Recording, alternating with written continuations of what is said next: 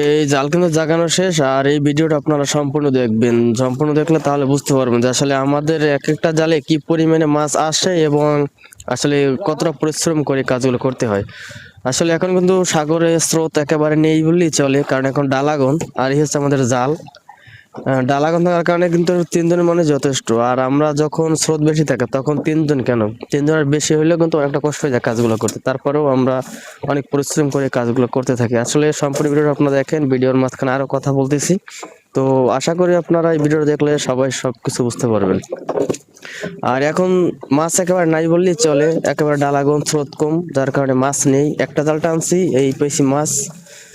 এই কিন্তু একটা জালের মাছ, কিন্তু যখন মাছ হয় তখন একটা জাল দেখা গেছে এরকমের 2 বেরেল 3 বেরেল 5 বেরেল মাছও বাজে একটা জালে।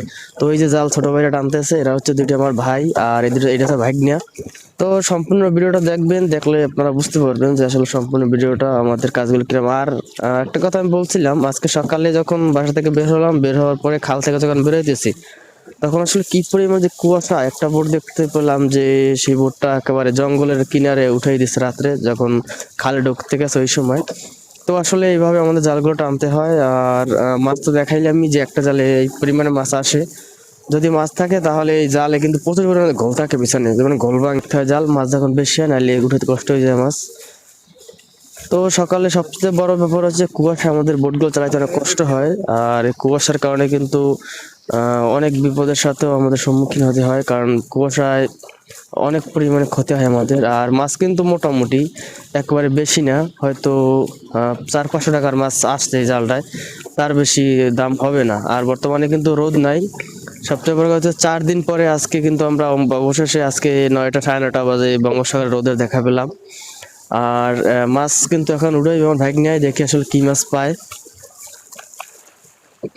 তো সাথে থাকেন আপনারা, দেখি আসলে কতটুকু মাছ আসছে এই জালটায়। এই হচ্ছে আমার ভাগ্নিয়া ভাই, তারা জাগাও জাগাও মাছ জাগাও। এই দেখতে পাইছেন মাছ আসছে কতটুকু, মাছ নাকি অনেক মাছ। তো দেখাম যে কি কি মাছ আসছে, কি কি মাছ আসছে। ও চিংড়ি মাছটা জাগাও, বড় চিংড়ি মাছটা জাগাও। এই হচ্ছে মাছ, আর এই হচ্ছে চিংড়ি মাছ।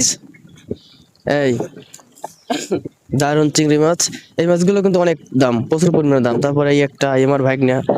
তো আমিও কিন্তু আছি বোটের ভিতরে, আমিও আছি, সমস্যা নাই। আর এই হচ্ছে আমিও দেখাই দিলাম, এই হচ্ছে আমি। তো সবাই ভালো থাকবেন, আসসালামু আলাইকুম।